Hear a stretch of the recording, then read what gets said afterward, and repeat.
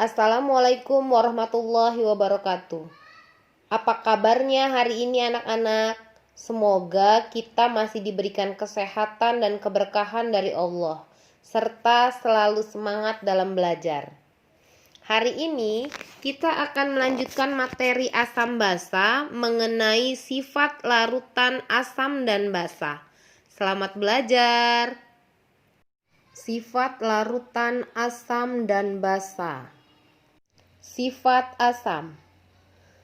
Seperti telah dijelaskan pada pertemuan sebelumnya, menurut Arrhenius, jika dilarutkan dalam air, asam akan mengalami ionisasi menghasilkan ion H+. Ion H3O+ menunjukkan pengikatan ion H+ oleh air.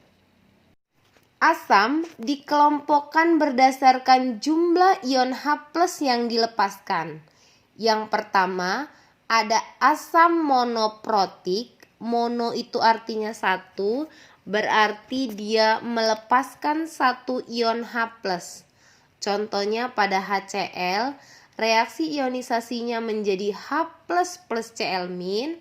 Karena H+-nya 1, maka disebut asam monoprotik. Yang kedua, asam diprotik. Di itu artinya 2, maka dia melepaskan 2 ion H+.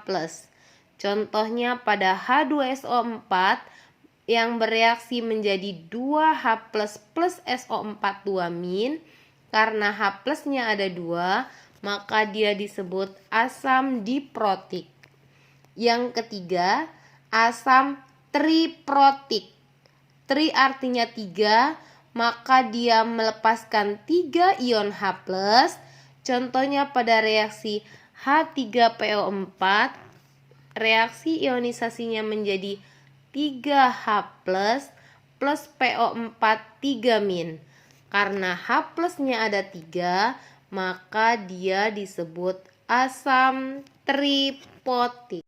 Pengelompokan asam yang kedua berdasarkan kekuatan asamnya. Dilihat dari besarnya derajat ionisasi dalam air. Yang pertama ada asam kuat. Jika derajat ionisasinya sempurna atau sama dengan 1, maka ia disebut dengan asam kuat. Antara lain HCl, HBr, Hi, HNO3, dan seterusnya. Yang kedua, asam lemah. Jika derajat ionisasinya sebagian atau kurang dari 1, contohnya HCOOH, CH3COOH, H2CO3, dan seterusnya.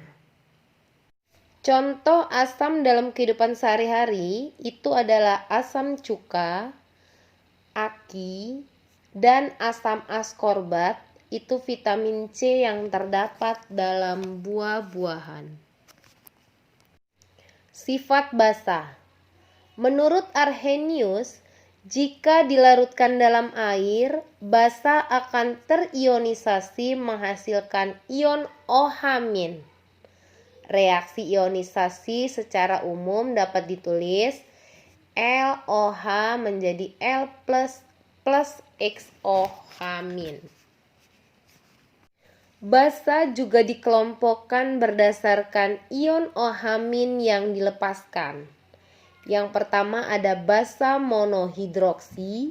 Mono sama seperti tadi, itu artinya 1, maka dia melepaskan 1 ion OH-. Contohnya LiOH, NaOH, dan KOH. Dan yang kedua, basa polihidroksi.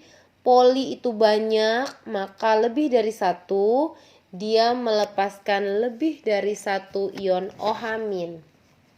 Contohnya MgOH 2 kali, SrOH 2 kali, BaOH 2 kali, dan seterusnya. Pengelompokan basa berdasarkan kekuatannya. Yang pertama ada basa kuat. dengan derajat ionisasi sama dengan 1, maka dia akan terionisasi sempurna. Contohnya LiOH, NaOH, dan KOH. Yang kedua, basa lemah dengan derajat ionisasi kurang dari 1, maka yang terionisasi adalah sebagian. Contohnya MgOH 2 kali, AlOH 3 kali, dan NH3. Contoh basa dalam kehidupan sehari-hari itu adalah obat mah atau antasid, yang kedua sabun, yang ketiga deterjen. Demikian pembelajaran hari ini. Mari kita sama-sama menjaga kebersihan, mencuci tangan, memakai masker, dan menghindari kerumunan. Semoga virus COVID-19 lekas berlalu. Wassalamualaikum warahmatullahi wabarakatuh.